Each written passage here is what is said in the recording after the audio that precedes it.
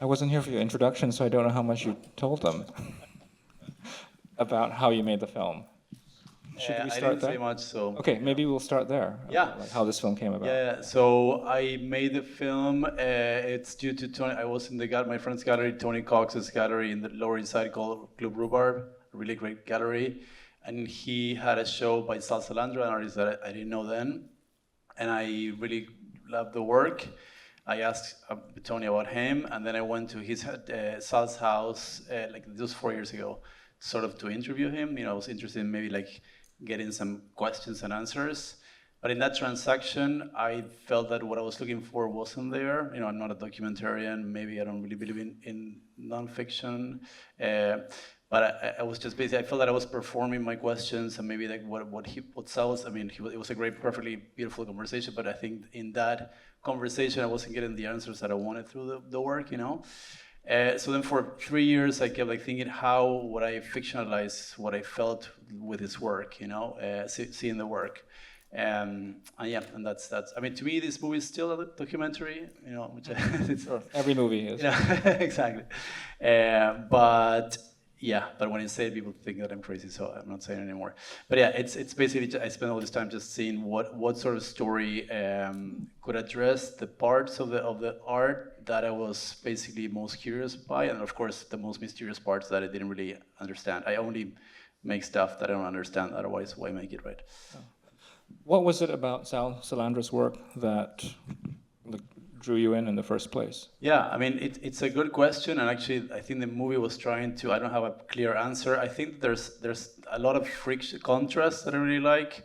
It's very sexualized artwork, but then in needlepoint, which is technically a very usually like a very I guess gentle technique. Usually it's like beagles, kittens playing with yarns, landscapes. So that I think it's great. There's also something, Sal says that he never went to, was never properly trained in art. So there's something really interesting with perspective. That the images are very flat and all in the same plane, which I also try to treat the characters and actions and details all sort of in the same plane, dramatically. I also love that it's the content is sexual, very sexual, but it also feels like kids' drawings too. It's basically what I think. I think it's what the food delivery guy says, in that scene. But yeah, I think all these things are just really interesting to me. And also someone that started like Ken Jones' late fame, actually he wrote that poem book early in his career. He's really scarred. But in this film, Sal basically, as an artist, he's been discovered, later in life. Yeah. Exactly. Yeah. That also I think it's interesting. Yeah. Some people here might know that this is actually your second feature film that premiered this year. So obviously, I mean, you've been working a lot, but you've also been working quickly. Yeah. This movie we made really quick, really fast, through this amazing group of people. I mean, Bart and I, he also did it's the DP, also helped me produce the movie, did the VFX. He's like a real true friend and collaborator and amazingly talented DP. But yeah, we basically, when I was editing my second feature, I was like, I want to make a summer movie. So it was like the summer movie. And he said, yes, let's do it, And then so we did it just basically in 7 days. It was going to be 10 days. And then we just made it, he's very fast. So we made it really fast. And yeah. 7 days is pretty impressive. I wanted to bring in your actors, maybe, if you can talk about I saw that you had a casting credit, which doesn't always happen with filmmakers. So, obviously, is it a combination of people you knew, discovered? Yeah, I wanted to add it because the discovery of the actors was something that it was also part of. As I was writing the story, and Yegan and Rob with the sound also, they're also close collaborators. They know this. As I was writing the story, I was also looking for faces and people. I knew Matt, but I didn't know Laith, Joel, or Ezriel. So looking at their faces and seeing them, for example, Joel, that character, the food delivery guy, was supposed to be, in my mind, he was Pakistani and he was speaking Urdu. But it was really difficult to find an actor, a Pakistani actor, sadly, that wanted to play a queer part. So I ended up doing casting, a Latino part. But yeah, basically their Laith also was through the face. Actually, there was a photo. They're all on backstage, basically, except for Matt. And that process was really interesting to me. You know, like face photogenia, thinking of their lives just by seeing an image, maybe then asking for just to meet. Yeah, and that's how I met them, these wonderful people. Yeah. Maybe the actors, you can comment a little bit about your experience on this film. I mean, 7-day shoot sounds pretty intense. Yeah, it was intense. It was very intense. But it was also very. I feel like the filming for me, it kind of mimicked what I think one of the core themes or elements of the film is, like this ephemeral nature of desire, and I feel like that really was present in how we filmed. We didn't really have rehearsals, and when we shot, it was just kind of like go for it. And if you didn't like something, you would tell us, or it was just kind of we just felt it, and with running the risk of sounding like too simple, it was like kind of vibes. Like we just kind of like felt the scenes, and we didn't really, you didn't give us, and we didn't ask for too much backstory or anything like that. We weren't trying to put the pieces to the puzzle together, of like the history of the characters or what the film is, We wanted to feel what was happening, and that's kind of how the entire process was. Yeah, and also to add to that, I think that I love Laith, because there's something that I say that I don't understand about you.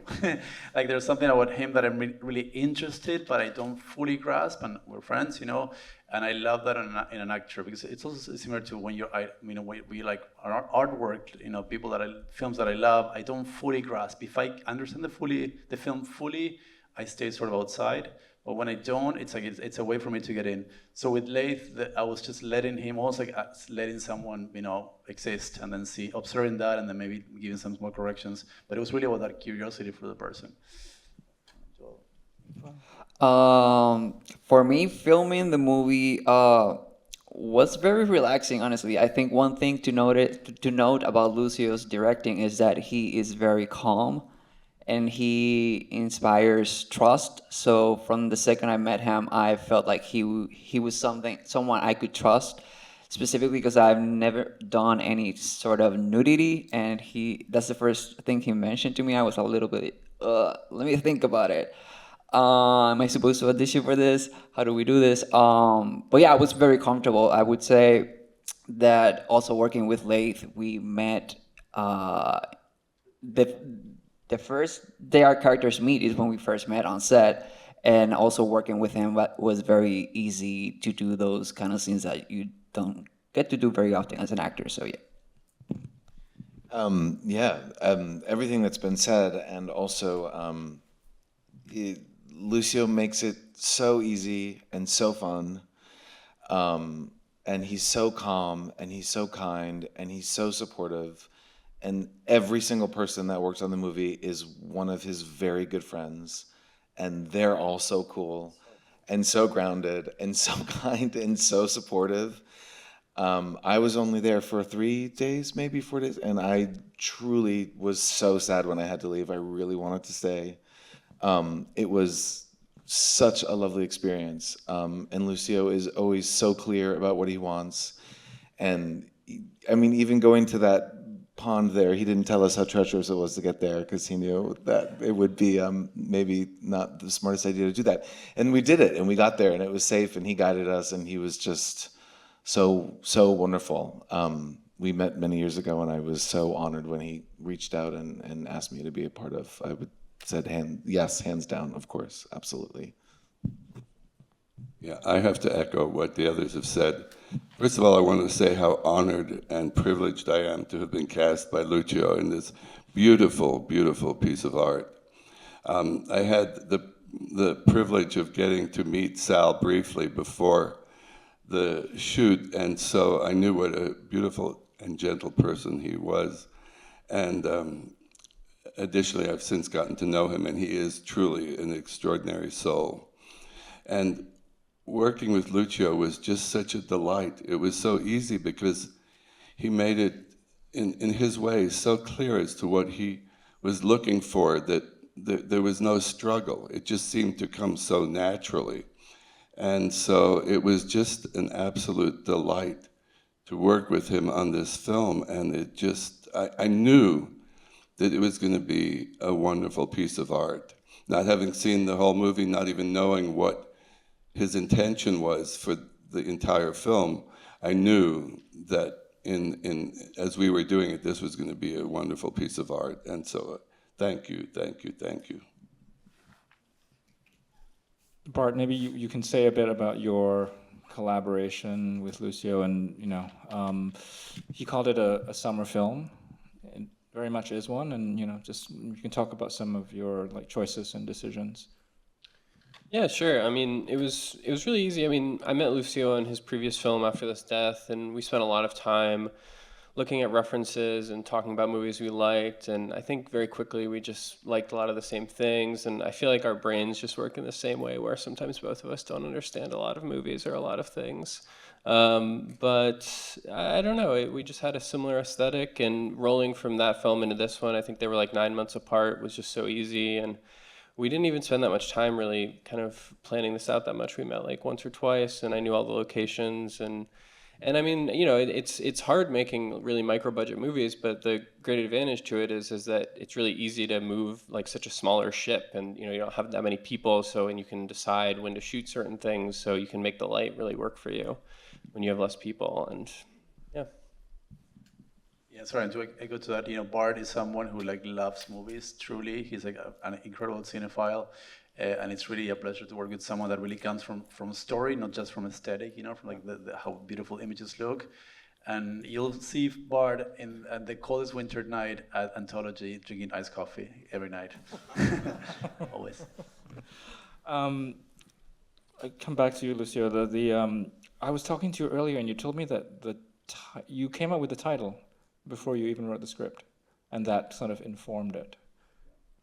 Yeah, that's how I write. I usually, there's a title that, again, sort of going back to the first thing, that there's something that interests me about this combination of words. Same with End of the Century, same with After This Death, and same with Drunken Noodles. There was something about that that's like, I want to make a movie that's called Drunken Noodles, It came from that simple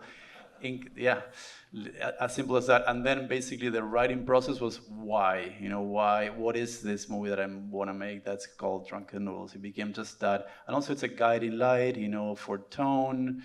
It's the idea of drunken, how these parts intertwine in a sort of like a drunken way, maybe, the alcohol at the end, the dish, of course, the delicious Thai dish.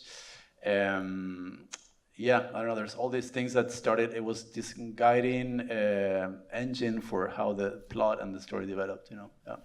I don't, even noodles suggest the form of the film in some way. Absolutely, yeah. Yeah, and noodles and embroidery as well, I think it's sort of threads. this thing, yeah. I will just ask you one more, and then we'll take a couple of audience questions. And can you say, the writing, it sounds like this was made very quickly, and it sounds from the actors and from Bart that this sense of spontaneity was very important on the set. Was that the same for you in the writing? Because it's quite watching it, I think a second time, it's really interesting in terms of how the film is structured and how each chapter, there are echoes from one chapter to another. So did that come quickly to you as well? Yeah, I have to say that it was it was always written in that order. So it's not that I broke the order in the edit. That's how I write. I'm interested in something, then I'm interested in something else, and then it connects. Maybe not, maybe it does. So the writing was quite precise, and even though there's spontaneity in the performances and the way they existed in the movie and the way they were, I think they follow the dialogue pretty much the way it was. Also, but I think that also gave me some freedom when I arrived to set, because I like the script, or I wanted to follow the script, so it gave me that really good guideline. But I never write knowing how the movie is gonna finish. I always refrain from knowing an ending. I always like to, because if I have an ending, I feel like the actions or the plot is very constrained. It's very ending driven in a way.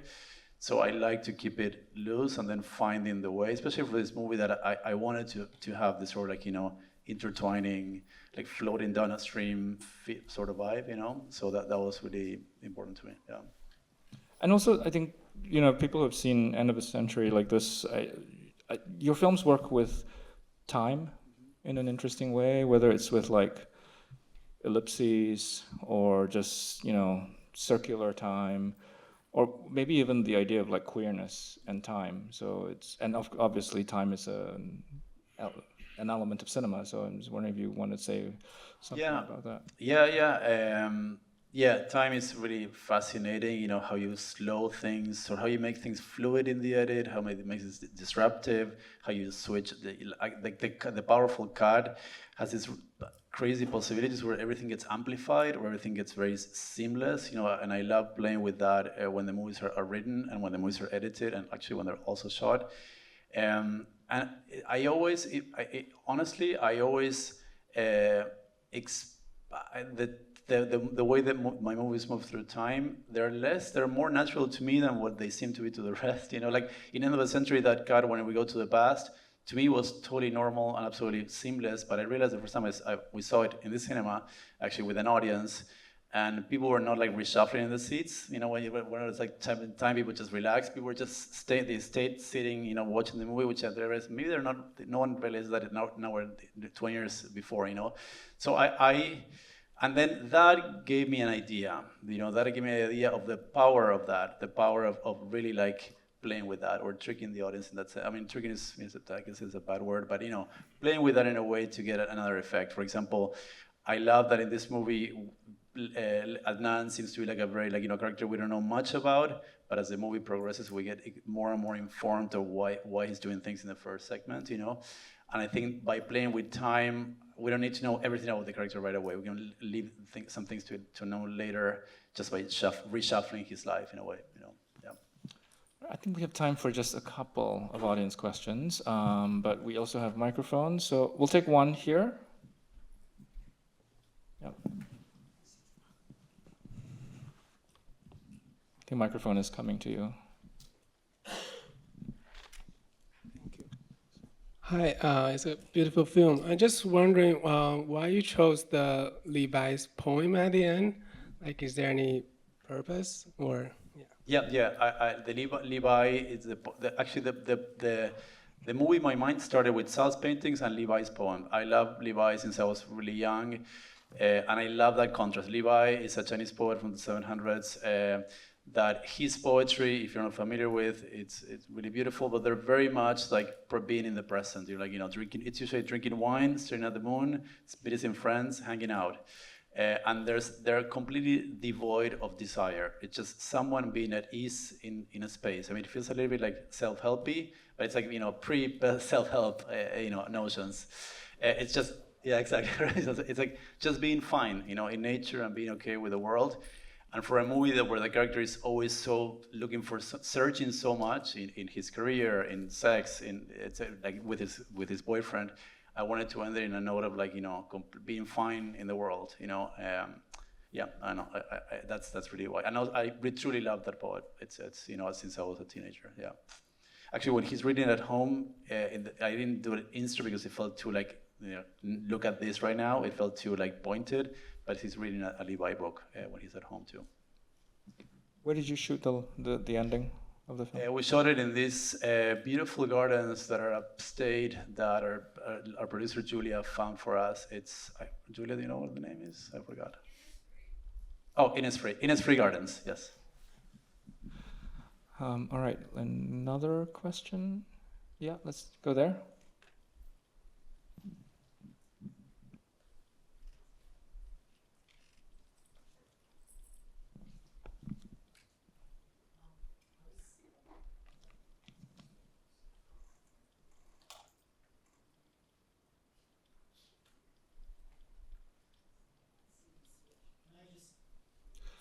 Yeah, I'll repeat it, sure. Okay. Oh, perfect.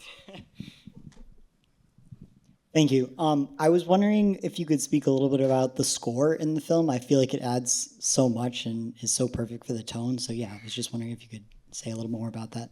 Yeah, thanks for noticing. Yes, Yegan and Rob, who are here, are my beautiful, yes.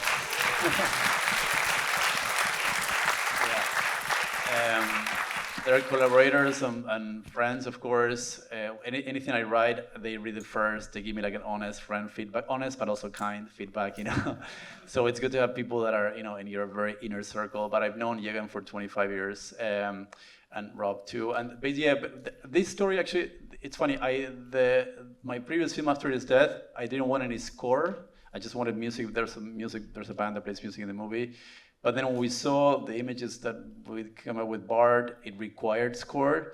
This one I had specific songs for, like the first party was the Messenger song, and that came because it happens all the time, but that they zip by me and they're listening to this amazing music that felt full of rhythm, and I don't know, it really just that this really interesting mix of like sound, and I love how it's almost like a smell, like something that you know flashes through you. So I wanted to create that song that I felt like, you know, that they would be listening to. The second part was the fawn. That's the main scene, you know, and it started with like the sort of like, you know, that sort of like sexual rhythm of like, you know, the breathing. And then the third part and the fourth had this piano score the third one had this like harpsichord, and I don't want to say the instruments, but because I don't know nothing about music, but it had like, you know, a mix of instruments. And the fourth was a full-on sonata that Yegan wrote. But I wanted to each segment to have its own vibe. And then they made like a little piano piece to go with each title card. And they each had like a little mood. So one is a little bit more playful, one a little bit more serious. The score was a big part actually. It's the first time that I write thinking really of a score actually, because I didn't before at all. Any more questions? Right there.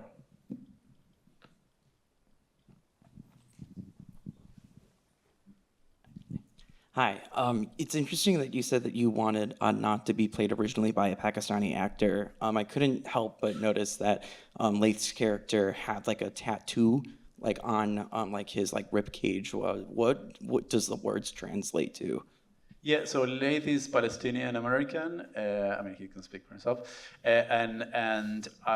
There's, you know, for me, New York, it's the mix. You know, Ezriel is Israeli, Puerto Rican, Argentine, Korean, Spanish, American. So, you know, my experience of New York, it's really that universality of the city. So for me, that's my world, and that's how I see it. The best part of the city to me is that, living with that all the time. You know, with that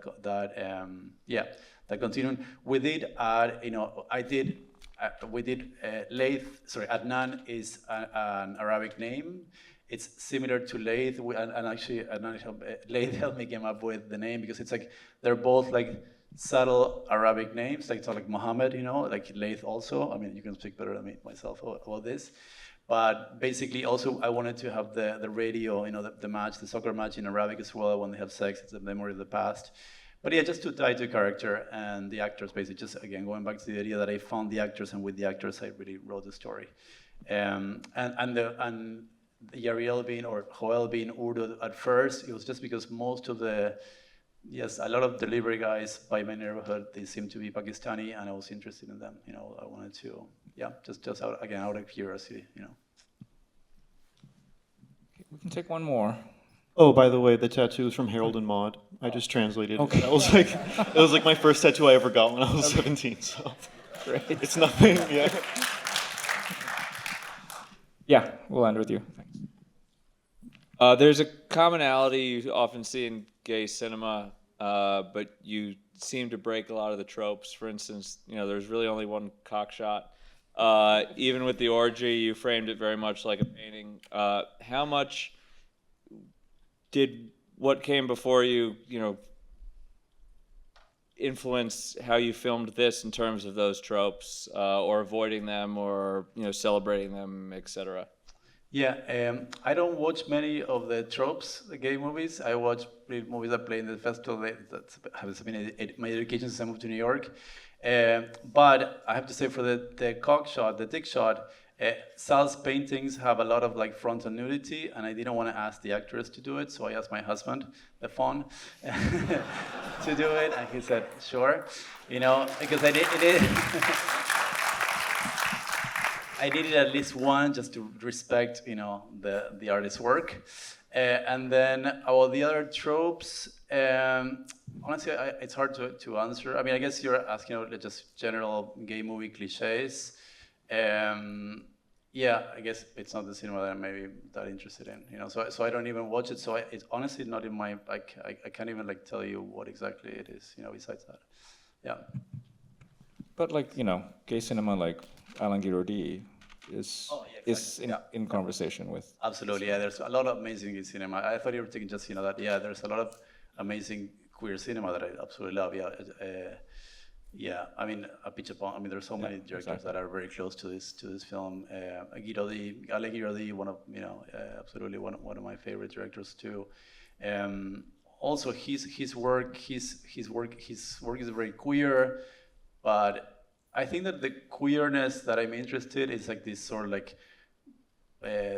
dissidence maybe, or playfulness, so like not believing the main system of things, That's the queerness that I relate to. And I think it doesn't really need to be like queer gay, but it's just a queer feeling, like the true sense of dissidence. There's a lot of actually gay people that feel to me very mainstream, and there's a lot of straight people that feel to me very queer in a way, personally.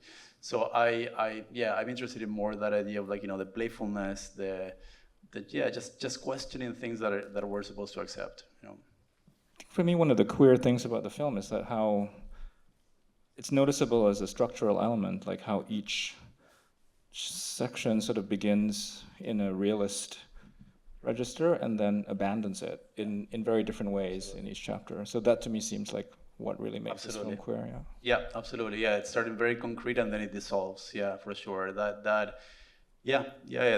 something that, I mean, I told this the other day, but I read this story when I was really young about this. It was about this woman that was about to put like shampoo her hair, and the texture of the shampoo, the consistency was slightly strange, and that set the story in like a crazy, complete like, dissolution of the story. And I feel like I'm always adapting that story, and to me, that's the essence of queerness in a way. Something that feels very real, and then it becomes something else. As a gay kid, growing up, the world that I was presented to me that I was supposed to follow, I knew that reality wasn't for me. I needed to dissolve my own reality, to exist.